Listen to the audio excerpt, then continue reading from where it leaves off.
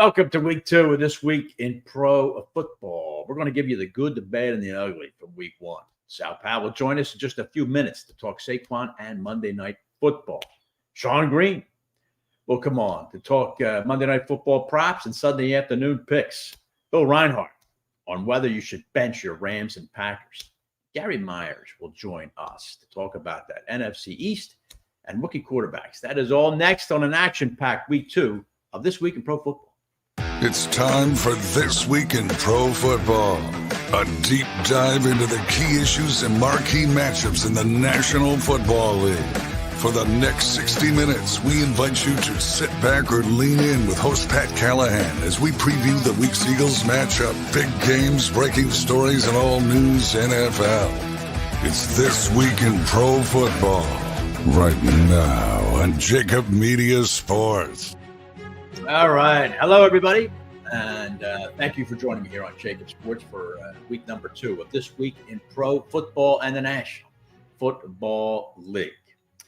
Give me a follow, please, on X at TWIPF Pat. You can follow the network at JAKIB Sports. And let's roll into week number 2 of the National Football League. And what did we learn from week number 1? Well, let's do a little good, bad, and ugly. I know it's not that original, but what are you going to do?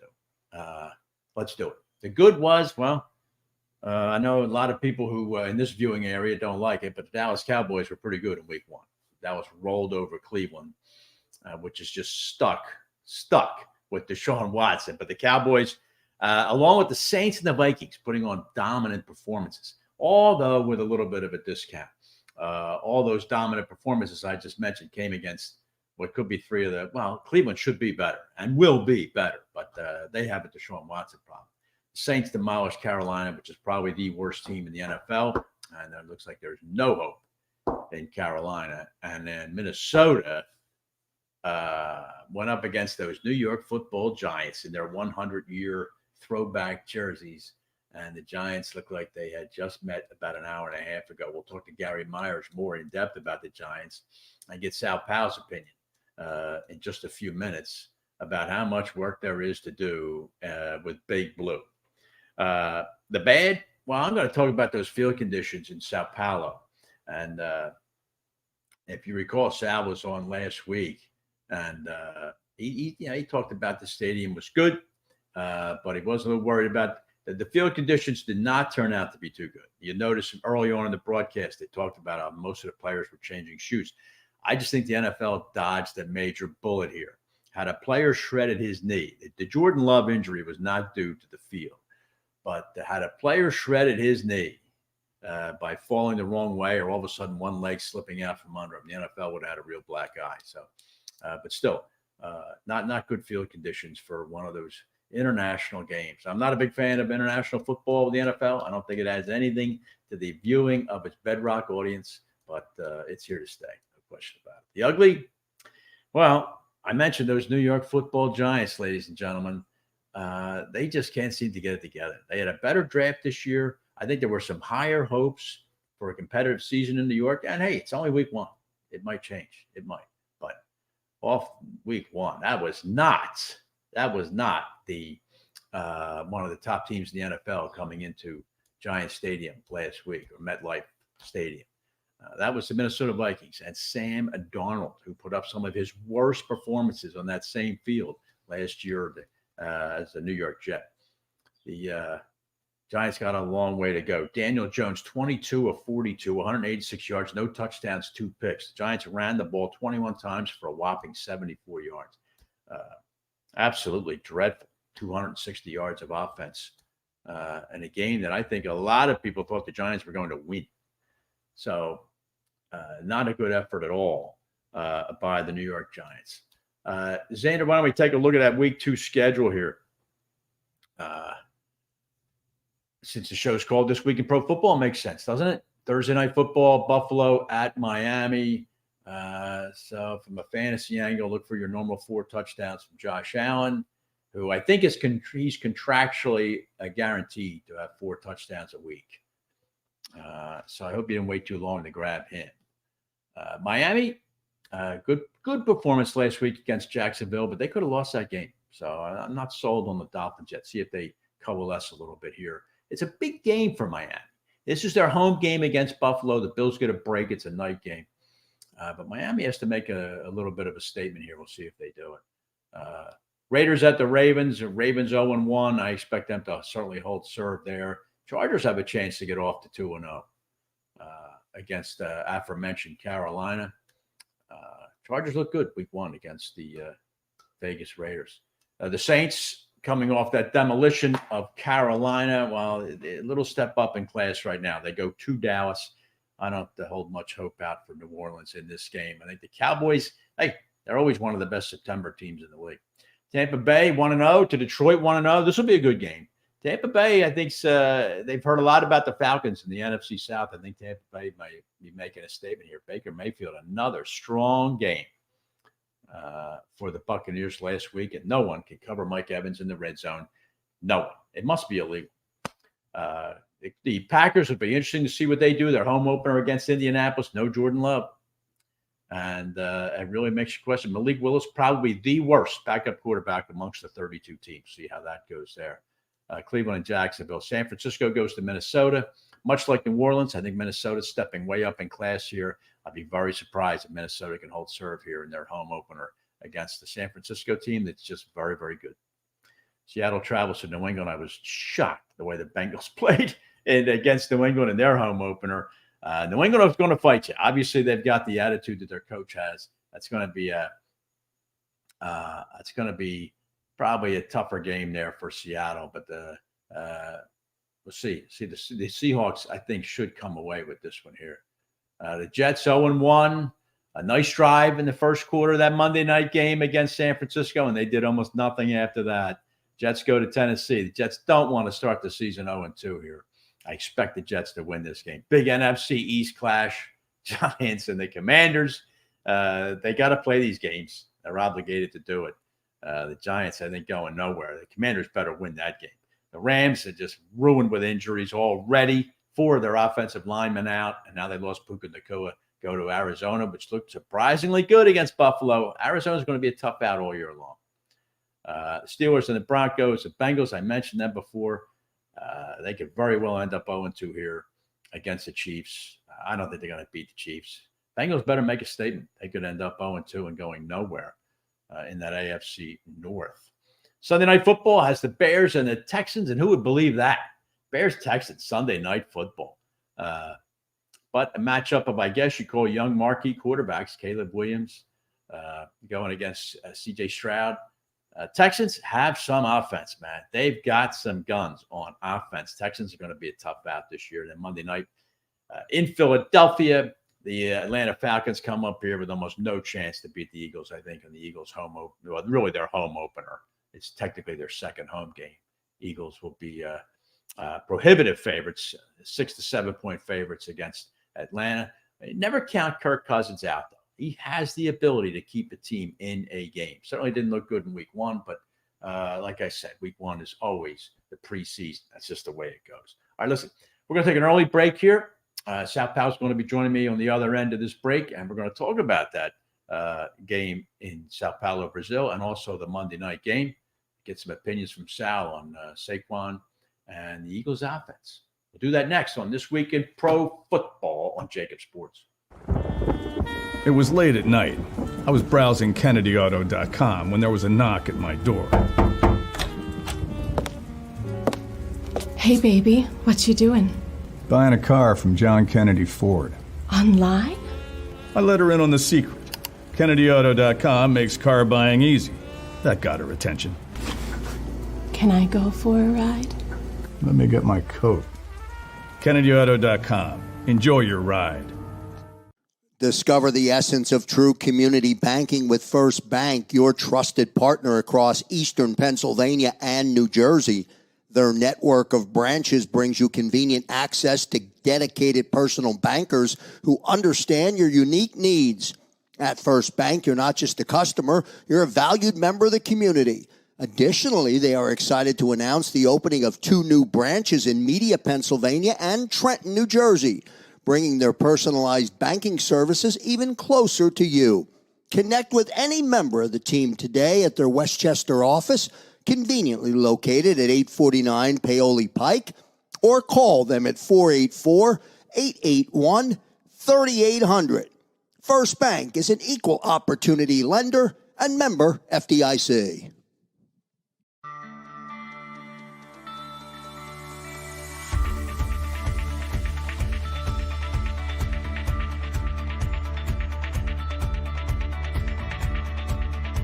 Hi, I'm Jim Muehlbronner, Managing Partner at Del Val Insurance Group. Give us a call. We're a local, knowledgeable agency, not an 800 number. Go Birds!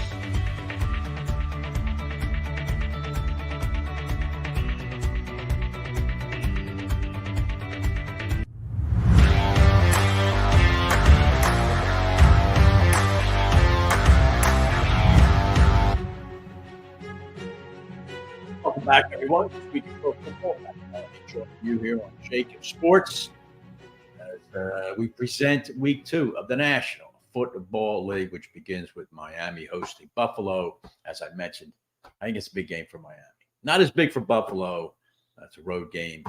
I think Miami's supposed to win it. We'll see if they do. Josh Allen, just unstoppable. Here's another guy that's unstoppable. That is the host of the NFL Matchup Show, the author of How Football Explains America. And that would be Sal Paolantonio. Safe and sound back from Sao Paulo. Sal, how you doing? Pat, it was a great trip. It was a long trip, but it was a lot of fun. They rolled out the red carpet for us. And, of course, the Eagles coming back 3 times to win the game. That made it very exciting. The crowd was great. Yeah. We were treated great by ESPN Brazil. Got nothing but good things to say about how we were treated. Of course, we were in the NFL cocoon, different from normal in country, but I really enjoyed being part of history for sure. Good. And I really liked your interview with Jalen Hurts after the game. I thought that was very impromptu and very spontaneous. Hurts did say he's looking to get out of Dodge though at 9. Better to get on a 9-hour flight with a win. I guess he's certainly right about that.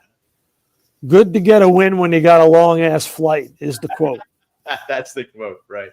Right. Yeah, but like it's got about, I don't know, 6 or 7 million YouTube views at this point, Pat. It's crazy.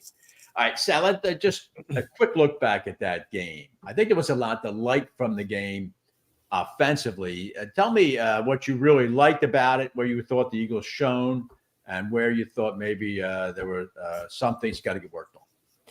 Well, I think first and foremost, when Nick Sirianni said, Pat, that the team showed resilience and toughness, I think that's the truth. I really do, because last year they wouldn't have come back like they did. And I think that's primarily due to Saquon Barkley. I think Saquon Barkley lifts all boats, including Jalen Hurts. This is a veteran player who has great talent and great work ethic, and his ability to run the ball. You saw the great vision that he had. I talked to him after game.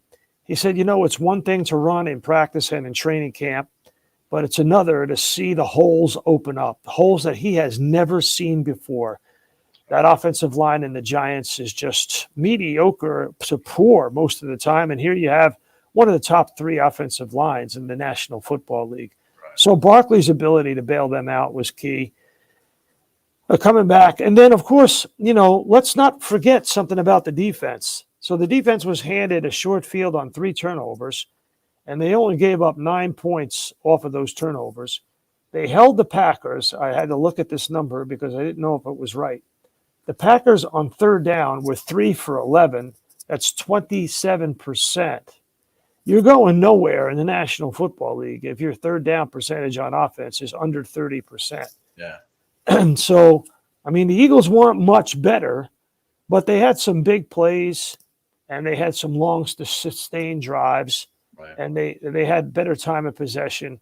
The downside is the Jalen Hurts turnovers. Yeah. He had, previous to that, he had never won a game in his professional career with 3 turnovers. Yeah. And last year, NFL quarterbacks were 5-24 when they turned the ball over 3 or more times. Wow. It's very, very rare to win a game when you turn the ball over 3 times, and they all know it. And when I did that interview, if you watched it, he quickly pivots. I congratulate him about winning the first game ever in South America. Right. And he pivoted the interview for me. We got a lot to clean up, a lot of mistakes beginning with me. He understands it's not sustainable. Yeah. The end zone pick was probably the most egregious of them because it robbed them of at least 3 points. But let me just, Saquon, 24, 109, 2 touchdowns, Sal, touchdown reception. You mentioned how I guess he thinks he's got a get out of jail free card, having come from New York. This guy, I always thought, Sal, he was a really, really good running back. You think there's enough gas left in that tank for him to rumble this way all season long? Well, let's remember he's really never had to play a 17-game season and then play in the playoffs. Right. So this is new for him. Right. So they're going to have to make use of Shipley and Gainwell in order to make sure that Barkley's available in December and January when they're going to really need to run the football. That's right. And the other thing is that Jalen Hurts will have to pick it up with some of his carries. Yeah. So gas in the tank is one thing. What I saw, Pat, was a patient runner, a runner that had good vision, a runner that had good shiftiness in the hole, the ability to get skinny when he needed to get to the hole and then get skinny and get out of the hole. Right. So all of the traits of great running back was there. Yeah. That's interesting, Sal. And on the defensive side, I thought the red zone defense was terrific. And I think the game turned on that. The Packers were just completely ineffectual in the red zone, which I think one thing is of course, is a result of no one plays in the preseason. So specialty things like that don't get practiced. And the Packers looked terrible in the red zone, but the defense stood up when it had to. Yeah, like I said, 9 points off the 3 turnovers. The Packers were 1 for 4 in the red zone. Again, you're not going to win many games 1 for 4 in the red zone. The Eagles were better in the red zone, and that was the key. The Packers, Jordan Love was inaccurate many times. Yeah. We talk about the turnovers for Jalen Hurts. Let's just remember a couple of things, however. Pat, that was a rough trip. That's true. Pat, that was a rough trip. So you put those guys on a plane after they got lectured about how dangerous it was. Right. You sequester them in a hotel. Right. They're on completely foreign soil. They've never seen the stadium or the turf before. And they got to go out there and play a game. Of course, it's going to be sloppy at the beginning. Now, when I saw the turf on Thursday, it looked pretty good. Yeah. And then they watered it Friday before the game. Mm-hmm. They watered it. Yeah. They had sprinkler heads pop up and they watered it, Right. and it got wet. Yeah. There you go. All right, Sal. It was great that you called last week or we hooked up with us from Sao Paulo. That was a lot of fun. And much more mundane this week as we pivot to Monday Night Football. But it strikes me, Sal, that it was a year ago, week 2, Kirk Cousins came with the Vikings to Philadelphia and lit them up. Cousins has that ability, doesn't he? The ability to all of a sudden just get hot within a game and start to just throw footballs all over the place, which, Sal, I think he's going to have to do plenty of come Monday night. Well, he didn't look mobile against the Pittsburgh Steelers. Sure. He just did not. No. He can say that his Achilles is not bothering him, but I didn't see the boot action, play action, run action, all that mobility stuff that is his calling card as a player. Yeah. I didn't see any of that. Yeah. So as a result, the Steelers didn't score a touchdown, but won the game on the road, which is insane. They didn't score a touchdown and won by more than a touchdown. It's not easy to do. No, it's not easy to do. So the Falcons are, as we say, a work in progress. I don't see them giving the Eagles much of a game. I really don't, Pat. The Eagles have too much firepower on offense. It's home. Yeah. I just don't. But it's funny, Sal, isn't it, that the Falcons were kind of a preseason darling pick? Not for me, they were not. I had the Bucs all the way in that division. That's looking much stronger now because, Baker Mayfield is a new man. He is. And he's throwing darts all over the place. I think the Falcons disappointed. They had 236 total yards against the Steelers. And a Steelers team with an absolutely juvenile offense, and they still couldn't do anything, even with the field position they were getting. So I think it could be. I think I agree. It could be a long night for the Falcons. Let's get it. Can we get around the lake here, Sal, for a few minutes? Sure. My Thursday night game this week, Miami at Buffalo. I've already opined twice here that this is a bigger game for Miami than Buffalo, because I think Miami is being looked upon as this is a year where they could finally win that division and wrest it from Buffalo after a long run by New England. Do you like Miami here? No, I don't. Miami's lost 10 of 11 to Buffalo. It's an absolute must win for Miami. I totally agree with you, Pat. I mean, you're home, short week, Thursday night game. Yeah. You got to win this game if you're Miami, but I don't like them to win it at all. They never have success against Josh Allen at the end of the year last year went in there and beat them and robbed the Dolphins of the division. Remember that? I do. And as you mentioned that stat, which is even worse than the one I have, which is Tua is 1-6 against Buffalo. I think it's a huge game for Miami. We'll see how it plays out for them. There's a lot of must-win teams in week. I don't know exactly what the numbers are, but if you go 0-2, your chances of making the postseason drop precipitously. Yeah. Well, let me tell you. I'll tell you three of them, Sal, that I think are in danger of doing that. Cincinnati, which looked horrible last week, now travels to Kansas City. I don't know. Any given Sunday, like they always say, but I think that's a tough call for Cincinnati to avoid 0-2. I agree, must win, but I don't see it happening. What else you got? I got Green Bay, 0-1. Now they were looked upon as a team that might challenge Detroit. They've got. I said in the first segment, Sal, I think they got the worst backup quarterback in the NFL. A kid who started 3 times and has never topped 100 yards passing. Hosting Indianapolis, not a formidable opponent. I think there's a real chance Green Bay loses this game. They can't lose that game. Absolute must win. You're right. Chicago has won. Minnesota has won. Detroit is tough. Yeah. They got to win that game. They got to hold the fort until Jordan Love gets back. The only thing that they can do is just try to run, and win the time of possession and win field position. Yeah. But if he throws it to the other team, they're sunk. The other one is obvious. The Jets. Yeah. The Jets are that's my number one team that cannot lose this week. Right. The Jets.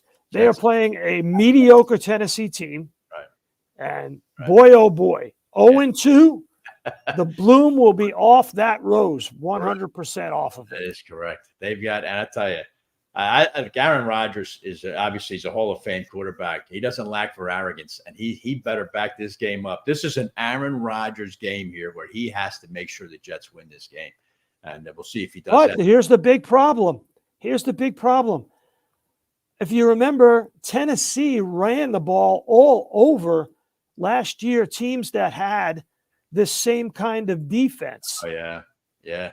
So Brian Callahan and his dad know how to run the stretch run play from San Francisco. Yes. They can do it in their sleep.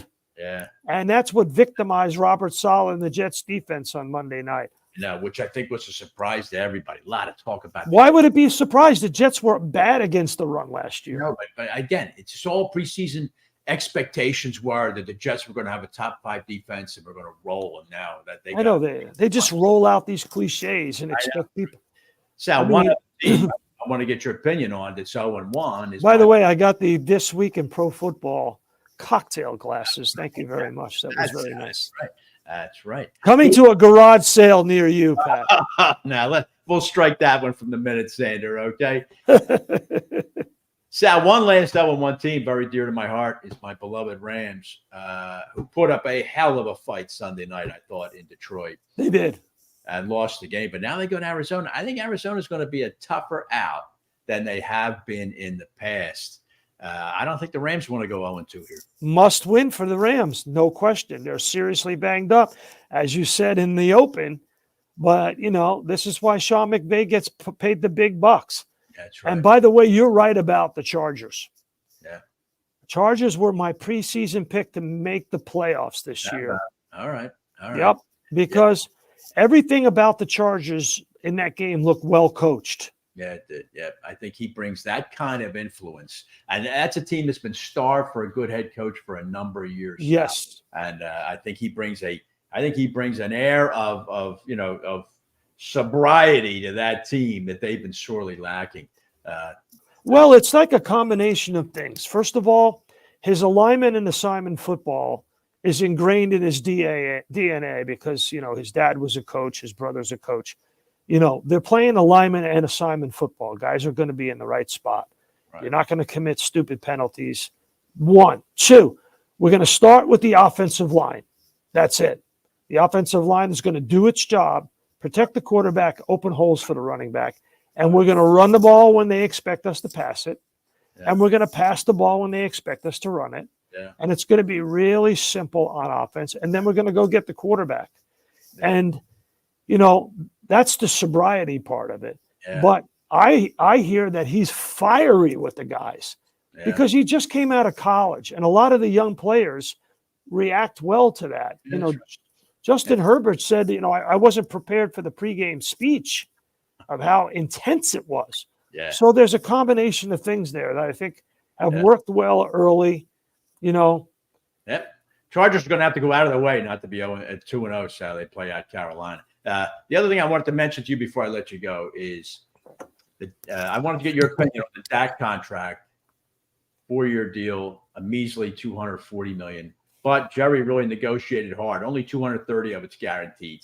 So there's $10 million at stake here for Dak Prescott. But were you surprised at all by it, either the timing of it or the duration or amount? When I was a political reporter, we used to call that kabuki theater. In other words, I think that whole thing was played out so that the contract would be announced on day 1 of the season and they would steal the thunder.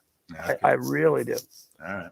Because there's no way the negotiations were tough if the guy got the most money ever for any quarterback. It's just not possible. Right. What are we talking about here? They were negotiating over the last $1 million to see if he was better. It was getting more money than Deshaun Watson by $1 million. What are we talking about? So listen, that be that as it may, as Dak Prescott said, and I've said to you many times, I said it to you this summer on your program on 1210, the money is there. The players deserve it. Right. I'm all for the players getting as much money as they possibly can. He's going to have to pay Micah Parsons next, and that's okay. That Forbes just came out with a list of the most wealthy franchises worth the most. Dallas Cowboys are number 1 at $10 billion. Yeah. Okay. So you were a CFO of a major company. Do the math. It's there. The money is there. I wonder, Sal, if Bum Bright's still alive. He sold this thing to Jerry Jones for whatever he sold it for. It's now worth $10 billion. I hope he has free seats at Jerry World. But the money is there, and that's what is so annoying to New York Giants fans. The money is there to give Saquon Barkley. Yeah, that's right. Right? Yeah. You paid the wrong guy. That's right. They played Danny Dimes. And I covered that game. I traveled from Brazil, landed in Philadelphia Saturday night, drove up the Turnpike Sunday morning, and covered that game to be on Sunday NFL Countdown. And the Giants are a non-functioning football team on both sides of the ball. Yeah. They're worse than Carolina because at least they have the hope that Bryce Young may turn into something. Right. Daniel Jones, no hope. No hope. I think so. I think you're right. They're a non-functioning team. Long year in New York. And talk about going 0-2. They're in Washington, 2-0-1 teams. Commanders better hold serve there. If they do, I think it's going to get ugly quick in New York, in North. The only thing, maybe Drew Lock is still hurt with that hip injury. Otherwise, he's got to go in. Yeah. Interesting. Danny Jones had no answer for anything. Seemed to have lost all of his confidence. Oh, God.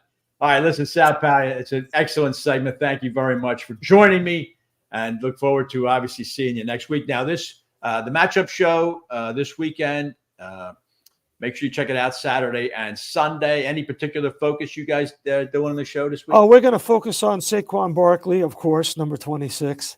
We are going to focus on the Dallas Cowboys and what Mike Zimmer has done to that Dallas defense in short order. That's a serious deal for Eagles fans to watch.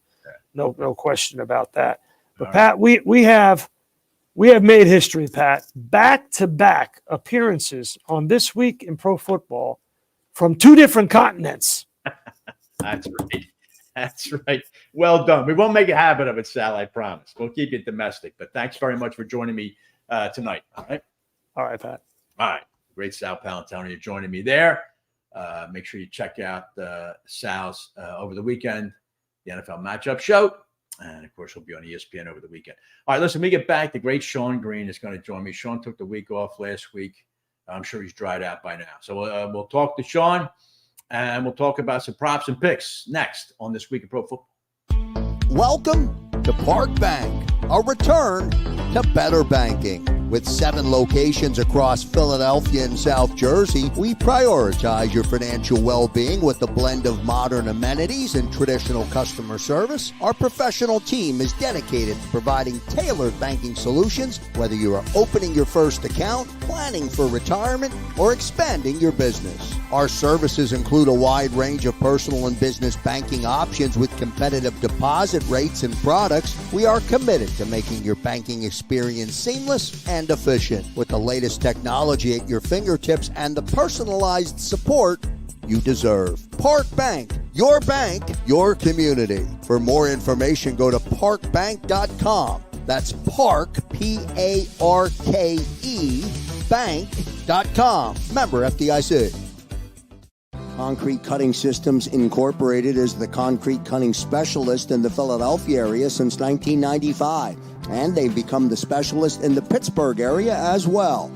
These guys are celebrating 28 years as the industry leader in the field of concrete cutting and robotic demolition. So if you have a project that requires any type of concrete cutting or drilling, concrete demolition, or interior excavating, call the specialist, Concrete Cutting Systems, located at 2514 Orthodox Street in the heart of Philly. Call them at 215-533-0652. With a fleet of over 70 service trucks, Concrete Cutting Systems Incorporated is always ready to service all of your concrete cutting, drilling, and concrete demolition and highway sealing needs.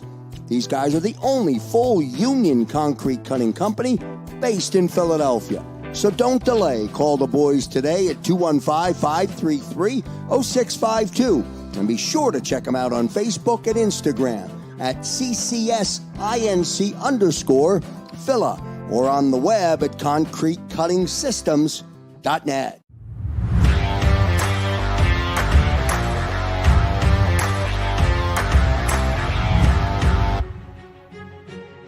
Welcome back to This Week in Pro Football, week number 2 in the National Football League. Pat Callahan joining you, and joined right now by the indomitable Sean Green from the Sports Gambling Podcast at BetSGPN, somewhere out west. Sean, how you doing? Doing great. Yeah, I was couldn't make it yet last week. I was out in Las Vegas watching the games in the sports book.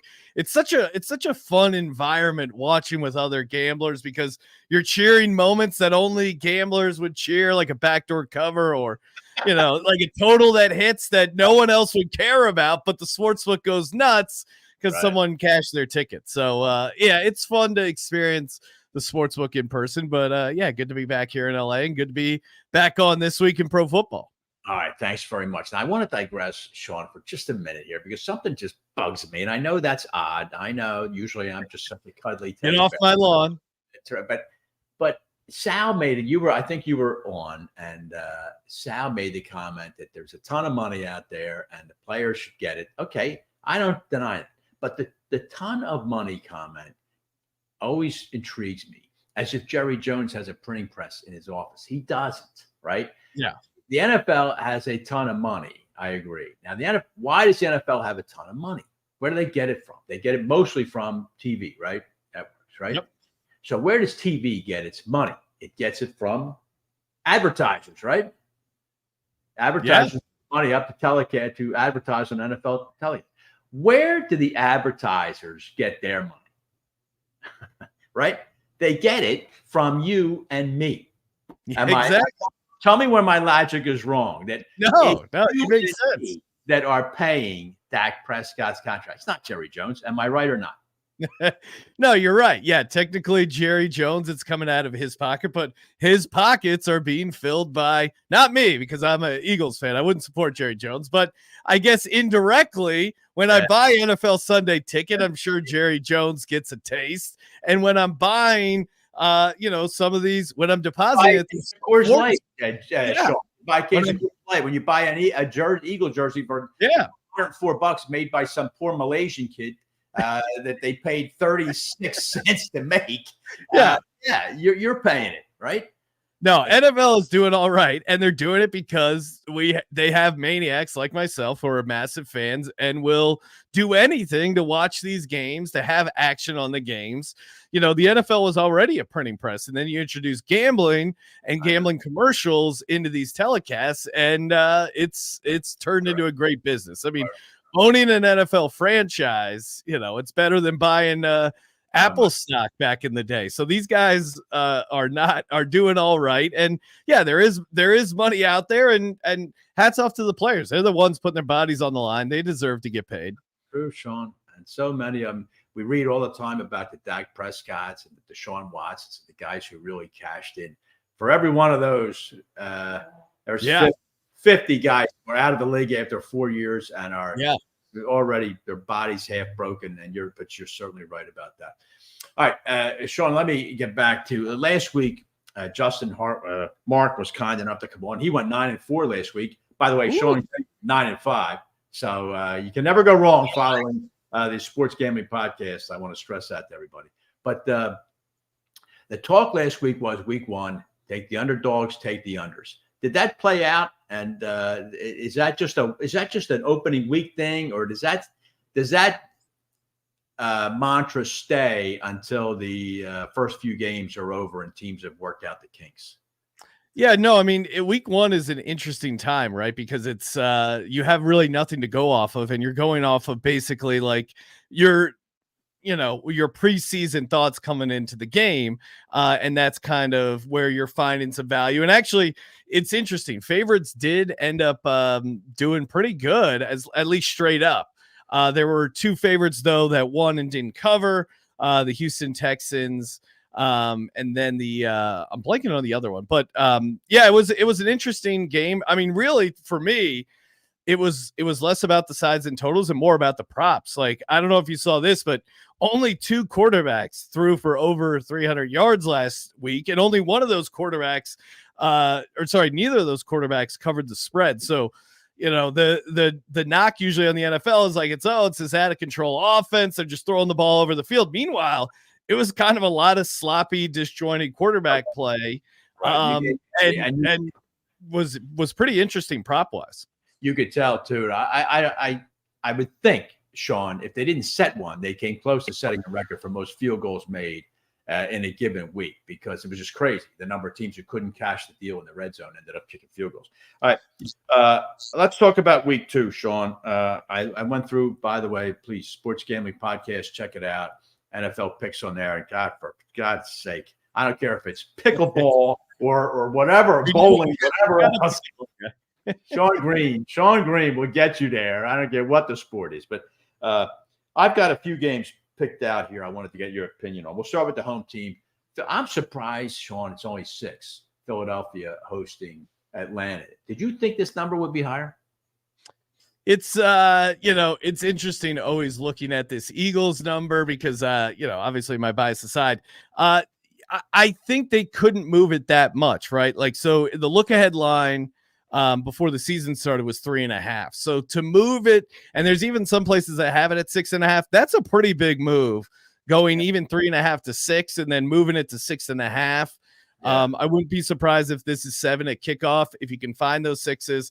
Obviously, I do like the Eagles in this spot coming off the long rest at home. There was a fun nugget I found kind of highlighting the Falcons' ineptitude. Teams that had 25 minutes of possession or less in week one games are just 8-23 straight up and 6-25 against the spread in their week two games. So, Yeah, granted, Steelers were a great defense, and I had the Steelers on the money line, but I really think there's some issues with this Falcons offense.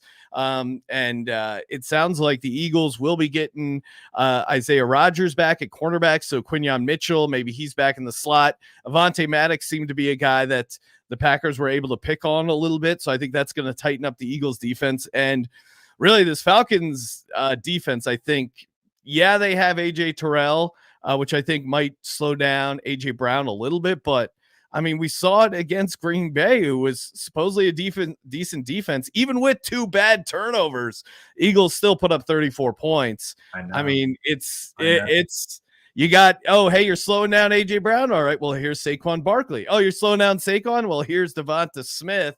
No. So I think the Eagles have so many weapons. If Hurts can clean up a little bit of that sloppiness, I really like him in this spot. I think he will, Sean. I mean, yeah, it's like I was saying all last week. It's just a preseason game. It really was, especially in Brazil. I was talking to Sal about it. The Packers in the red zone look ridiculous in the red zone because those guys hadn't practiced it since last year. So you're all right. A game I think is intriguing, maybe, Sean. Tampa Bay at Detroit. Atlanta was a preseason darling of a lot of prognosticators. Falcons, with the Cousins signing and then Bijan Robinson and the usual blather. After 1 week, that looks kind of silly right now. Meanwhile, the Buccaneers, they just blitzed the Commanders. Maybe that's not a big thing in and of itself, but I think it's a confident team going into Detroit. What are your thoughts on this game? I like the Bucs. I think they're a live underdog. Todd Bowles, as an underdog with Baker, he's been 6-7 straight up. So they're usually pretty good at covering the number, and wouldn't be surprised if they won outright. Now, the issue with the Bucs is their safety Antoine Winfield is out, and they're dealing with the banged up secondary, which could be a problem, obviously, against this Lions offense. The total is really high, so people are kind of expecting a shootout. But this is a revenge spot for the Bucs, and I kind of see this being a letdown spot for the Lions, who had some moments where they didn't look completely in sync, maybe a couple questionable coaching moves by Dan Campbell there. Fortunate to get that game into overtime and then end up getting the win and the cover, which if you had the Rams catching 5.5 points, you were pretty steamed. Absolutely. But I could kind of see the Bucs catching the Lions sleeping here a little bit. And it's a revenge game here for them. And as far as like a guy to watch out for, Jalen McMillan is the rookie receiver from the Washington Huskies. I was all over him week 1. I think he has a good game. Matt Stafford was one of the quarterbacks that threw for over 300 yards against this Lions defense, and that was without Puka Nacua and a banged up O-line. So I think the Bucs are going to be able to move the ball. 7.5 is a lot to give this Bucs offense in a dome game. All right. Intrigued by this one, Sean. I was talking with Sal about it. Cincinnati. God, what a dreadful start by the Bengals. I mean, probably the single most. If you had to rank it, the Giants, say, versus the Bengals. I mean, just given because of the different degree of expectations, and New England, I think, is a terrible team, and Cincinnati was awful last week. Now they go to Kansas City to play a team that I just think just dials it in. They just mail it in and win. What are your thoughts on Cincinnati at Kansas City? Yeah, so hopefully people were subscribed to the podcast because we told everyone don't play the Bengals in Survivor. They're horrible starting team, very slow week 1 and even week 2.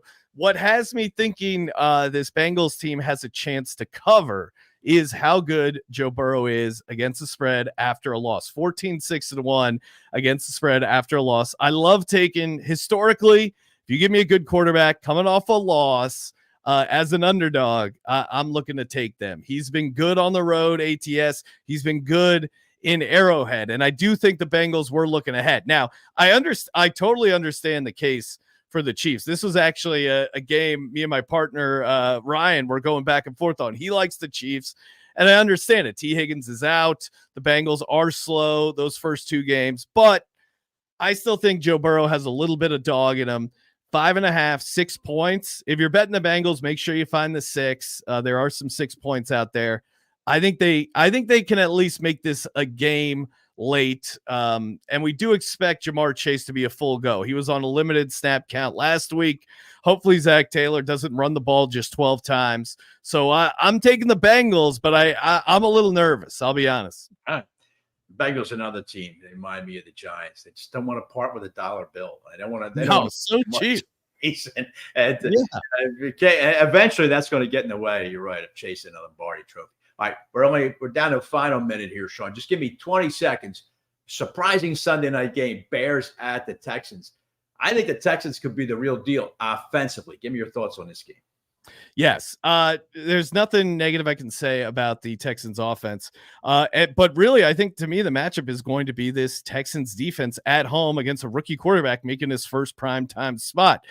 And the Bears didn't score an offensive touchdown and won by 7. I know, I was on the Titans. It was maddening on that game. But Caleb Williams, top 5 worst pick six ever. Yes. NFL history has to be that unbelievably stupid play that Will Levis made. It was horrific. It was a nightmare. But I don't think it's going to get easier. And really, the Bears were at home and scored no offensive touchdowns. Now you're going to go on the road in prime time. Keenan Allen is banged up. Rome Odunze looks like he's going to be out and missing some time. I think Caleb Williams is really going to have it tough against a very good Texans defense with, you got Stingley in the backfield there. You got Will Anderson. They have a very good defense, and you add Danielle Hunter in there. The defense is going to shut them down. So I think it's going to be a low-scoring game, but they covered the number. Like Houston, and it's Sean. Just the last few seconds here. Just give me a prop or two you might like from Monday night on the Eagles side. Saquon off to such a start. Yeah, I don't know what his number is as far as yardage, but boy, you gotta like him to keep that momentum going. Yeah, they're going to pound Saquon. Love the over Saquon rushing yards. But I would also say Devonta Smith over 4.5 catches. I think there's a chance AJ Terrell is a pretty good cornerback. Maybe they limit AJ Brown a little bit, but Devonta Smith is going to have a ton of opportunity in this game. So him to get 5 catches feels like a pretty good bet. So I'll take his over 4.5. All right. Appreciate it very much, Sean. I could use a Devonta yes. touchdown. I'll have to get that from Bill Reinhard. We'll do that. But I appreciate it very much, Sean. Thanks for all the information. Have a good time out there. And please get me a Rams win in Arizona. All right. Let's go. All right. Sean Green, thanks very much. Everybody check out the Sports Gambling Podcast. You can find Sean Green stuff there. He's one of the best. All right, we get back to that aforementioned Bill Reinhardt's going to join me from the New York Daily News and from Fantasy Guru. And we will find out. We'll find out whether to sit all your Rams and Packers. That is next on This Week in Pro Football. What on earth are you doing? We have dinner reservations in 15 minutes. I'm trying to figure out who to start in my fantasy football lineup. Every website I check has a different opinion. It's driving me crazy. How do you set your lineup so fast? I have a secret weapon that will blow your mind. Wow. What's the secret? I've been using fantasyguru.com for all of my fantasy football decisions. Fantasyguru.com? Isn't that with that crazy guy, Jeff Mans? You mean the legendary fantasy guru, Jeff Mans? He's a genius. Fantasyguru.com has everything you need to dominate your league. Starts, sits, busts. It's like having a fantasy football expert panel in your corner. Wow, fantasyguru.com. But I feel like you're cheating on me. How do you think I won our league last year? Fantasyguru.com. It'll feel like you're cheating, but you're not. Join fantasyguru.com today. Use the code NEW30 for 30% off instant savings. Evolution Energy Partners has helped hundreds of businesses save millions of dollars on their energy spent. They offer electricity and gas procurement strategies, efficiency audits and engineering and financing solutions, as well as online utility bill management. To learn how your business can save, visit www.evolutionep.com or contact Chuck Herschella at 610-329-8288. Evolution Energy Partners, energy solutions to improve your bottom line. At Whistler Pearlstein LLP, we assemble the most effective team to handle all of your legal needs. There are players and pretenders, but our hustle and heart set us apart. In practice now for over 75 years, we're proud to be one of the most prominent full-service law firms in the Philadelphia region. We offer 17 different areas of practice, including business, corporate, and tax education law, real estate, zoning, and land development, municipal law, and litigation. Our top-rated attorneys and staff are laser-focused on client success. We strive to provide outstanding legal counsel with the highest level of care and consideration. Let us show you the Whistler way. Learn more at WhistlerPearlstein.com or email Michael J. O'Donohue at mod@WhisPearl.com. WhistlerPearlstein.com or mod@WhisPearl.com.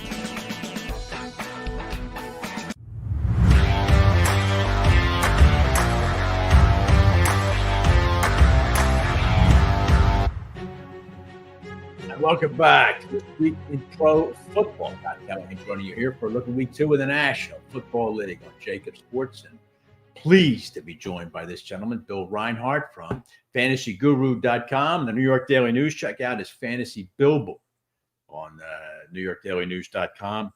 And also, as I mentioned, featured, and of course, you can't beat a commercial like that one, Bill. That's got to be a Clio winner of some kind. It makes me laugh every time I see it. Your amazing performance there on that spot. So thank you very much for joining me. Okay, let's start with this. Tell me, week 1, what were you thought your biggest, what caught you the most by surprise as to either great performance, Bill, or somebody who mailed it in?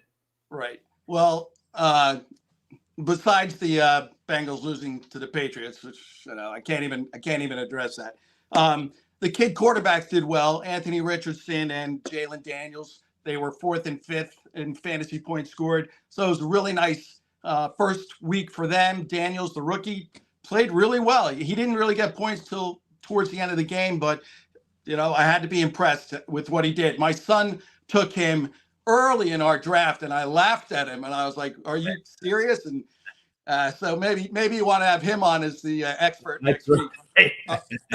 But the biggest surprise, Isaiah Likely. Everyone was off him. He was a free agent last week. Everyone cut him because, or before the season, he wasn't drafted. No one picked him up. Mark Andrews, the starting tight end for the Ravens, he got in a car accident in August, and he didn't really practice much, and he came up to speed, and then it looked like he was going to be okay, and he did start, and he got in the game, but Kansas City took him away, and Isaiah Likely just lit it up. 111 yards and a touchdown. Should have had 2, right? Except for a couple of inches. I know. But that blew my mind, Isaiah Likely. I had a couple I wanted to get your opinion on whether or not you think there's any staying power there. And that's Stephon Diggs, 2 touchdowns for the Texans. I thought, man, they only got 1 ball there. They got a lot of mouths to feed. I was surprised by Diggs, but I was not surprised by Joe Mixon, who I think is a heck of a running back. But you think those two can keep that kind of performance up? Well, there's a lot of mouths to feed in Houston, but Diggs has the biggest mouth. So he will get the most. I mean, look, take it from a Buffalo Bills fan. If he's not getting the ball, he'll get in C.J. Stroud's face, and he will tell him, "I'm open. This is the play I'm running. Make sure you throw it to me." So, Diggs will sustain it. And the fact that he scored 2 touchdowns, he was totally underutilized in the red zone by Buffalo last year. And I think that's a mistake, and I think Houston's going to reverse that. Okay. Joe Mixon, he's always a top 20, well, really top 10 fantasy running back. Yeah. So I don't care where you put him. He runs hard. He grinds. He can catch the ball. And, I think both of those guys are going to keep it going. I think, Bill, that Mixon, I think you described him right. I had him last year, and I was constantly frustrated by how the Bengals, that coach, if it's second down at the 1-inch line, well, you got to throw. Right. And it just drove me crazy. I think this guy is going to be pretty good from a fantasy perspective. The other guy that caught me by surprise, Bill, J.K. Dobbins, 10 for 135 and a touchdown. That was one big run there, but there wasn't much talk about him. Of course, coming off another major leg injury. Yeah. Give me your thoughts on him now. Were you surprised? Well, I was surprised at, especially coming off the injury, but he got 70% of the playing time. Gus Edwards was nowhere to be found. I know he only got 10 carries, but when you're ripping off a long run like that, it's worth it. So his historically, when he's healthy, he is a terrific running back. So I'm not surprised he did well. I'm surprised he did well so early, and I'm happy for him. I don't have him in any of my leagues, but God bless the people that do. Yep. All right, talking here with Bill Reinhard from Fantasy Guru and from the New York Daily News. Bill, this week now, week 2, I think I told you before, I'm a diehard Rams fan, and that was rough. Right. That was a rough one Sunday night, losing that game. But much more concerning, Bill, was the injuries to the offensive line.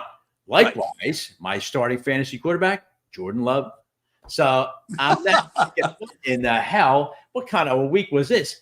Because I also have Kyron Williams, and that looks dicey. My question to you is, are you sitting or downgrading substantially your Rams and Packers in week 2? So, to your point, I think you need to call Jackie Slater and Orlando Pace, bring them back for the Rams to open up some holes, because they're not going to be running the ball as much. They're going to take 2-step drops and get rid of it. I love Kyron Williams. He was a miracle last year, but I downgrade him a lot. I think it skyrockets Cooper Kupp's value. So he's, if you could possibly throw to him anymore, they threw to him 25 times, I think, last week. So him and Colby Parkinson, the tight end's pretty impressive. I think so their stock goes up. As far as the Packers go, Malik Willis, he is, he's a running quarterback. He's never thrown a touchdown in the NFL in 3 years. He's never thrown for 100 yards in 3 starts. And, all we have pretty much to go by is preseason. And I watched tape of him this week just because I wanted to catch up. He throws a nice ball, but, he's one of those guys. He's like an RG3, if you remember him from the Redskins. He'll run before he passes. He can throw a nice ball, but I think he'll panic in the pocket and escape. I think it's going to be a Josh Jacobs game to calm down Willis, so that they'll run the ball. I downgrade. Unfortunately, your Jalen Reed, I downgrade all of the wide receivers in Green Bay this week. But they're saying there's a chance Love might play. I'll believe it when I see it. I'd love it, but I don't want him to play this week. Sit the guy down and give him at least a week. I would be ecstatic if he came back week 3. Ecstatic. So I agree. Okay, Bill Reinhard, are you drinking the Kool-Aid of Sam Darnold and Derek Carr? Yes or no? Well, last week I told you I liked Darnold. He's first-round draft pick. Was he top 3 draft pick? And he's in a great system. He's got Jefferson, and he had a great week. But he played the Little Sisters of the Poor, so you expect him to play well against the Giants. Right. He threw for 208 yards and 2 touchdowns. Yeah. He was efficient, but he didn't throw much. But now he's got, does he have San Francisco this week? Up in class this week. Yeah. No, I like him. I appreciate him. I love Jefferson. I stay away from Darnold this week. And actually his schedule is pretty rough until about week 7. So Darnold's going to run the gauntlet. I think he's got the Jets in there too. So I kind of pumped the brakes on Darnold. As far as Carr goes, Carr gave you 30 points one week and 5 points the next week. Or minus 5 yards. I was the quarterback for my fraternity at Syracuse for Zeta Psi, and I think I have a better grasp of the game than Derek Carr. So I'll go up against him. I am not a Derek Carr fan. From a fantasy perspective, Bill, you couldn't be more right. I sat him a year ago, week 2, I sat Kirk Cousins against the Eagles and played him against, I don't know who the hell it was, because he was going to have a big game. He got me 0, and Cousins went off for 4 touchdowns and 400 yards against the Eagles. I don't. You didn't think it was possible to score 0. I didn't think it was possible. And I think he threw an interception too, so I think he got negative points that week. It was he manages to throw 3 touchdowns last week and nothing anywhere near Chris Olave, my 5th round. And again, only 200 yards. And this week he's playing Dallas, who just dismantled the Browns. So I don't want any part of either one of those guys. All right. Well, give me, if you got them, Bill, can you give me a couple guys that you do have your eye on for week 2 that our viewers might be interested in? Well, I love Khalil Shakir tonight for Buffalo, and this isn't a homer thing at all. He's scored a touchdown 3 games in a row. Prior to those 3 games was against Miami. He had 106 yards on 6 catches. Buffalo is going to have to score tonight. There's no two ways about it. Their defense has been beat up. They've lost too many people. And Shakir, he does rise to the occasion on prime time. And I think that I thought it was going to be Curtis Samuel be the favorite target, the wide receiver for Buffalo this year. But I think Shakir, with his experience, relationship with Josh Allen, I think he's a nice little sleeper for you tonight. Another one, which it's a deep sleeper. It depends. Maybe you have Puka Nacua and there's no one else in your league to pick up. But Adonai Mitchell for the Colts, 2nd round pick out of Texas, El Paso, young kid. He had 1 catch for 2 yards last week. So why would you want this guy? Because it's what you didn't see. He had 3 bombs thrown to him by Richardson. That we're talking 50 yards, 60 yards, 40 yards. He missed by a foot or 2. He would have had 3 touchdowns, 170 yards last week. He reminds me, do you remember Darryl Turner from the Seahawks? I remember. All he did was get behind secondaries. If you Google Mitchell and look at his 3 plays that were missed last week, he's 10 yards behind the secondary. So I like Adonai Mitchell.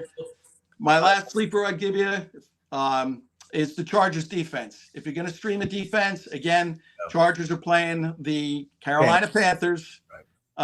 So Panthers, I mean, Bryce Young has thrown 1 touchdown in like the last 7 games. It's something ridiculous like that. They can't score. They can't run. He can't throw. The Chargers, I think they had 4 sacks last week, 2 interceptions. I see them repeating that easily. All right, Bill Reinhard. Excellent job as usual. And I go with the Shakir pick because, you know, Josh Allen, it's written into his contract. He runs two rushing touchdowns a week and throws 2 touchdown passes a week. Somebody's got to catch him. Exactly. Right. Exactly. So, I tell you can forget Cook. Forget it. Josh is going to run in the touchdowns. He's my running back, too. I have Cook as my running back. There you go. All right. Where can everybody find you maybe over the weekend, Bill, if anybody's looking for some last-minute advice for Bill Reinhard? So my Twitter X is at NFL Fantasy Bill. My columns for the Daily News are online. You can go to Daily News and find it there. And then fantasyguru.com.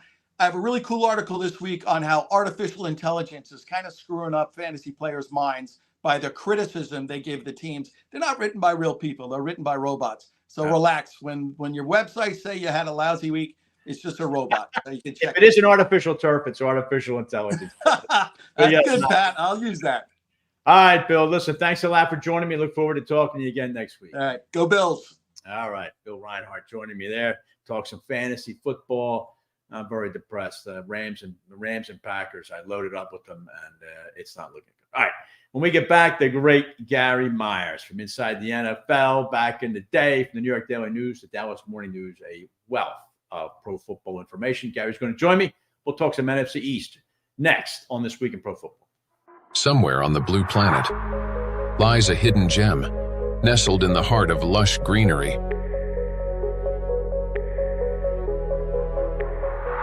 Where the game of golf takes on a new meaning. At Spring Mill Country Club, we offer an unparalleled golfing experience. Our meticulously maintained course is designed to challenge and delight golfers of all levels. But that's not all.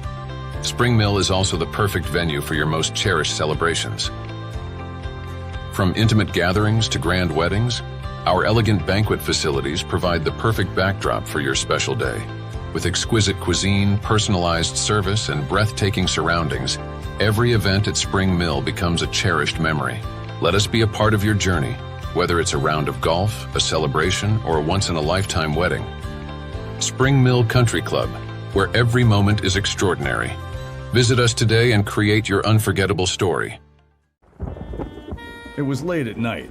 I was browsing KennedyAuto.com when there was a knock at my door. Hey, baby, what you doing? Buying a car from John Kennedy Ford. Online? I let her in on the secret. KennedyAuto.com makes car buying easy. That got her attention. Can I go for a ride? Let me get my coat. KennedyAuto.com. Enjoy your ride.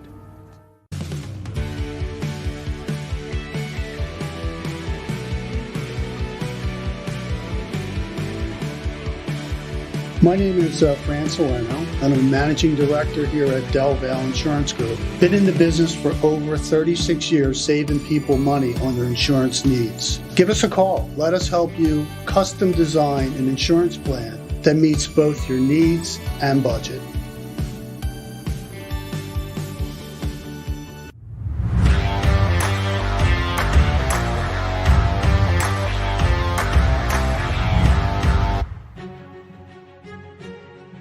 Welcome back. This week in pro football, Pat Callahan joining you here. Week number 2 in the National Football League. And I'm happy to be joined again this year by the great Gary Myers, the longtime author of various books, including Once a Giant, big bestseller in New York, and from the New York Daily News, Dallas Morning News, and Inside the NFL. How you doing, Gary? I am doing great, Pat. It's good to see you. Good. Same here, pal. Nice to have you back. And Gary, I never mean to pigeonhole someone with the breadth of football experience that you have, but I always can't help but start with those New York Football Giants. You are up there in the New York area. How shocked was the populace there to how badly the Giants played last week? Yeah, Pat, to put this in a right perspective and context to give to you, it was such a celebratory weekend for the Giants, kicking off the start of their 100th season. Friday night, there was like 30 or 40,000 people at MetLife Stadium. They introduced the top 100 team, all the players who were able to make it back. And then on Sunday, they did it again at halftime. By halftime, the fans were already disgusted. They were chanting in the middle of the second quarter for Tommy Cutlets. Oh, my God. And he wasn't even active for the game. He was the emergency third quarterback. Right. Daniel Jones might be on the shortest leash I've ever seen as far as the fans are concerned. Yeah. He's played a half dozen games last year, hurt his neck, then tore his ACL, was having a terrible season up until that point. They've got no patience for him. And right now, Brian Daboll does. But it's not like he's got a lot of options to think about. I know maybe we'll get into this, Pat, at some point. I really felt they should have taken J.J. McCarthy in the draft. I'm a big Michigan guy. The guy's going to be a winner.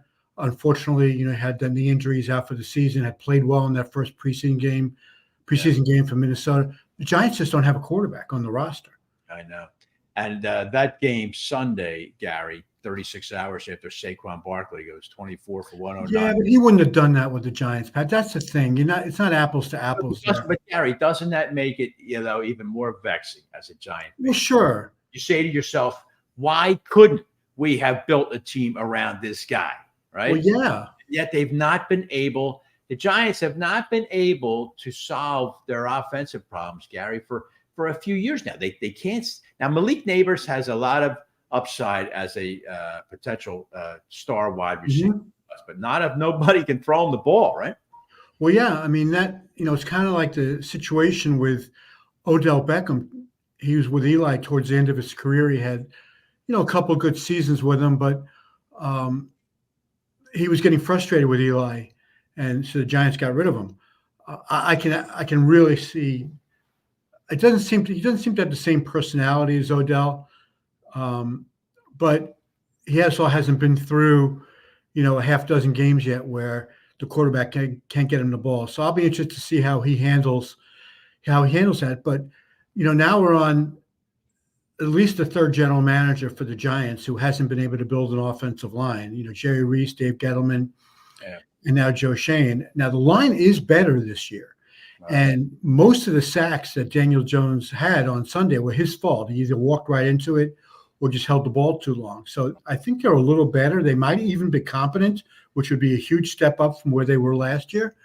But the problem with Daniel Jones almost from the beginning, Pat, is that he just doesn't process. He's a smart kid. He went to Duke, for goodness sakes, but he drops back in the pocket and doesn't know what to do with the ball. I mean, I watched him really closely on Sunday, and he was going to his first read all the time. Right. It's like he didn't trust the offensive line, so he didn't want to get hurt, didn't want to get hit, so he just let it go. Was throwing balls in the dirt, throwing it behind receivers. I mean, it was just it's funny. His best game he ever played was the playoff game against Minnesota. The end of the 22 season. Yeah. Last year was a washout for him. He contributed to injuries, a horrible offensive line. So now he's back in the season opener against Minnesota, and he didn't look anything like the player who beat the Vikings in the playoffs. He has totally regressed. Funny, Gary, you mentioned that game because that's the game where he cashed that check, right? Yeah, there. no question. Joe Flacco, that's what he did, and the Giants. You're right. Now the Giants are stuck there. Well, it's Pat. Instead of the Giants looking at that Viking playoff game and deciding to pay him $40 million a year, maybe they should have taken into consideration a little bit more what happened the following week against the Eagles, where he went back to being Daniel Jones. That's right. But you know how it is, Gary. I want to segue now to the Cowboys paying Dak Prescott. And Sal Paolantonio, who was on earlier, he had an interesting theory that it was all what he called kabuki theater. The Cowboys knew they were going to sign him. They waited till opening day to do it for maximum effect. But the Cowboys, I think, Gary, and I want your opinion on this. You spent a number of years in Dallas. I'm not sure Jerry Jones wanted to pay Dak because I think Jerry has had enough with just being one of the best teams in the league in September and October, and then they get to January and they are repeatedly drummed out of the playoffs in their first playoff game. Do you think the contract? Do you think the Cowboys really wanted to sign him, or did they hit the same panic button that the Giants did with Daniel Jones? Pat, if Jerry Jones was completely fed up with never getting past the divisional round since 1995, then he wouldn't have brought back Mike McCarthy, and he would have signed Bill Belichick. All right. That's how I look at it. I know that Jerry, really likes Dak personally. Is he a $60 million a year quarterback? I mean, come on. No, the answer is I mean, that's ridiculous. $240 million, I think $231 is guaranteed. Why not just guarantee the whole thing? Yeah. I mean, he negotiated hard there, Gary. He $9 million knocked off the $80 million signing bonus for a guy who can't get past the divisional round.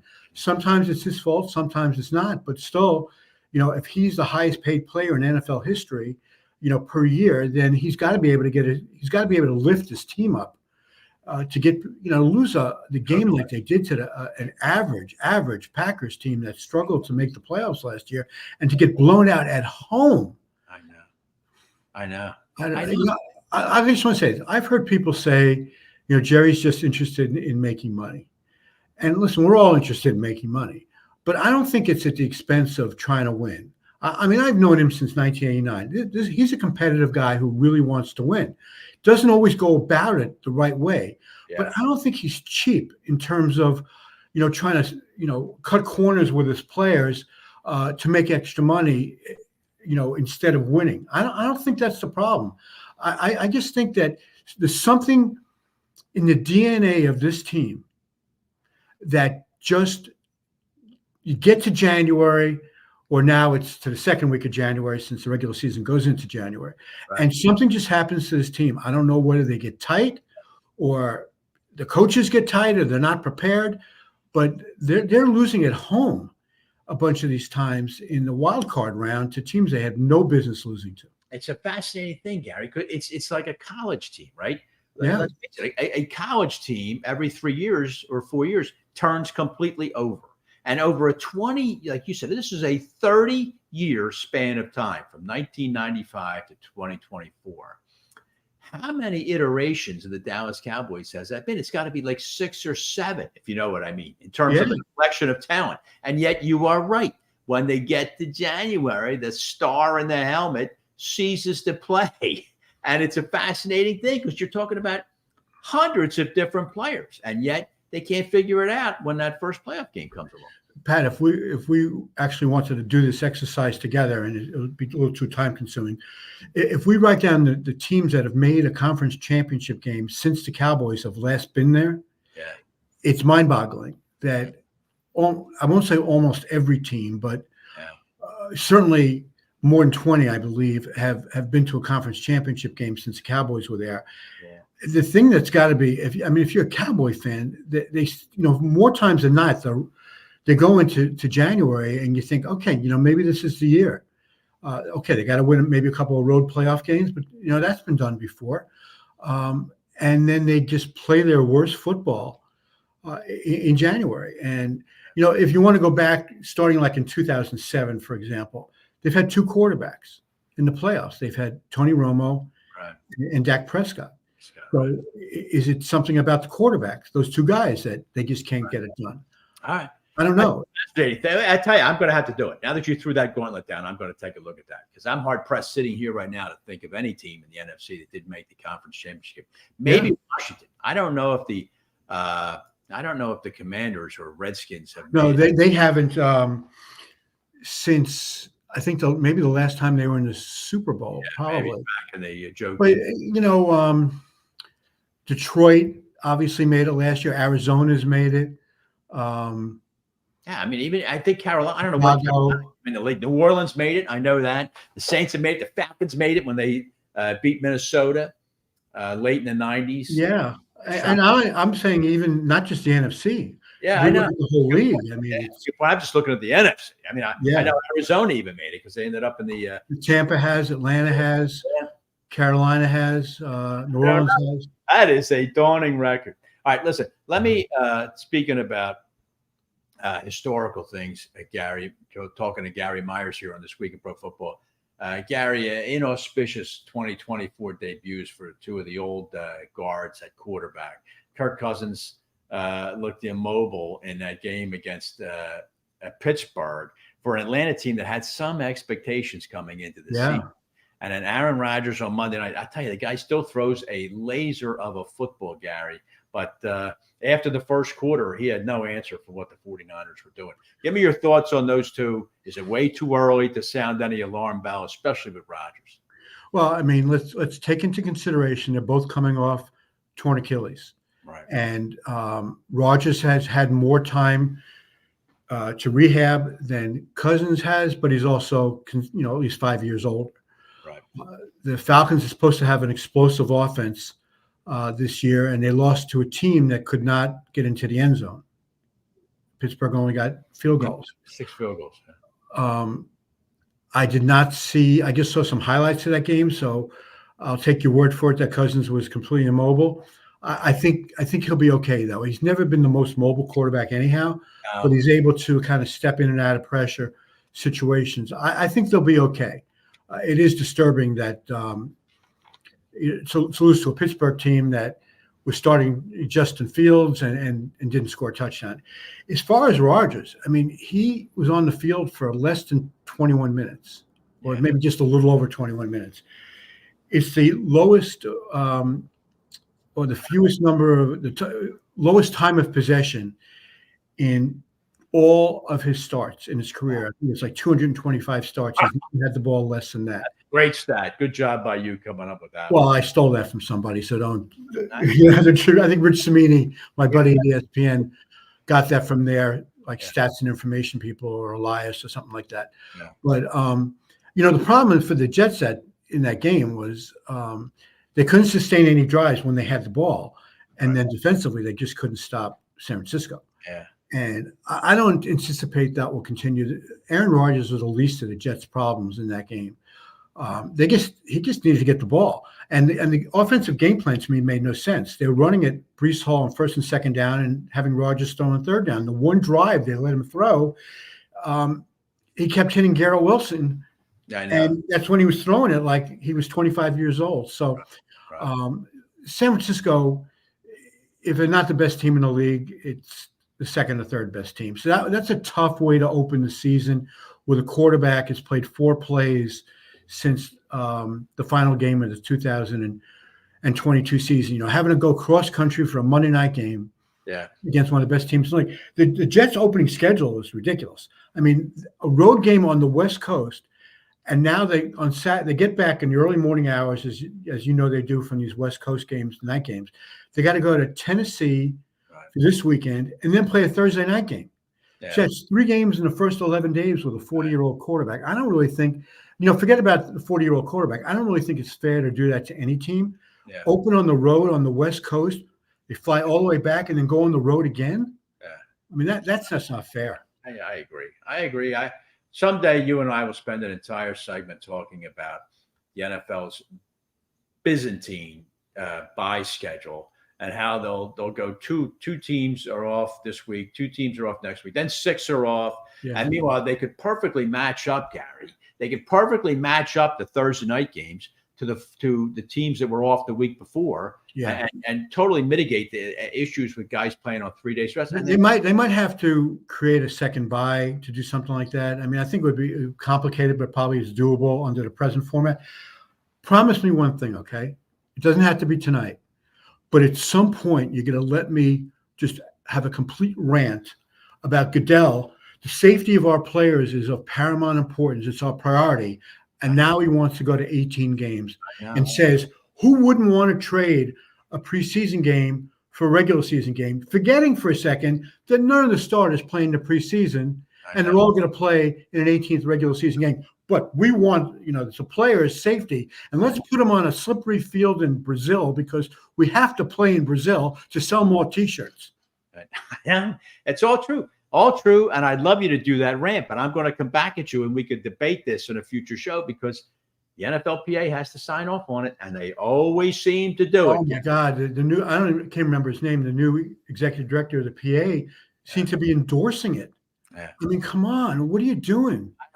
I don't know, Gary, because I agree with you wholeheartedly, but I don't understand what that association is all about. But well, it's not like the Major League Baseball Players sure isn't, Gary. Association. I mean, the NFLPA is always, it's never had any teeth to it, and they always cave in. Yeah. And they cave in because these guys have short careers, and nobody wants to go on strike or force the owners to lock them out because they're losing money they'll never get back. And I'll tell you, Gary, it dovetails with your book, Once a Giant, because and a future show, Gary, I love it, Gary. Maybe you can bring on an ex-Giant or just an ex-NFL player. And I would love to talk to them and say, okay, tell me what you think of that $60 million a year Dak Prescott got, because all of these guys today are standing on the shoulders of the Bart Oates of the world, and yet these are names you'll never hear again. Guys like that who just got crushed physically. And yet, never got close to the spoils that are being realized today. And here's what can make you feel really comfortable. And this will help you sleep easy tonight, okay? Is knowing that Dak Prescott is not the highest paid employee in the NFL. Roger Goodell is making more money. And boy, he deserves every penny of that $63 million, doesn't he? Certainly does. Isn't that something, Gary? You're not kidding. All right. Well, listen, Gary Myers, you should be the highest paid employee in the NFL. Yeah, sure. I'm working on that, Gary.